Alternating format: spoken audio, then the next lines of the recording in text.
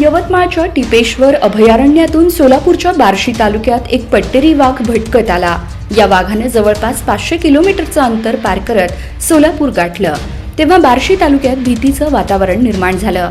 या वाघानं सोलापूरसह धाराशिव जिल्ह्यात देखील दहशत निर्माण केली। मागील 2 महिन्यांपासून हा वाघ मोकाट फिरत आहे। भूक लागली की हा वाघ शेतकऱ्यांनी पाळलेल्या जनावरांचा फडशा पाडतोय। आतापर्यंत या वाघानं जवळपास 50 जनावरे पाडली आहेत। या वाघाचा बंदोबस्त करण्यासाठी ताडोबाची टीम आली, त्यांना वाघ सापडला नाही। आता या वाघाला पकडण्यासाठी पुण्याची रेस्क्यू टीम कार्यरत आहे। त्यांच्यासोबत वन विभागाची टीम देखील वाघाचा शोध घेत आहे। या टीमने 18 ठिकाणी ट्रॅप कॅमेरे लावले आहेत। या कॅमेऱ्यात वाघ कैद होतोय, पण टीम तिथे पोहोचेपर्यंत वाघ तिथून पसार होतोय। 2 महिन्यांपासून वाघाचा बंदोबस्त न झाल्यानं नागरिकांमध्ये भीतीचं वातावरण आहे।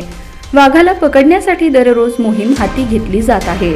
यासाठी सापळा रचला जात आहे, पण वाघ त्याकडे फिरकत नाही, तो दुसरीकडेच आपली शिकार करत आहे।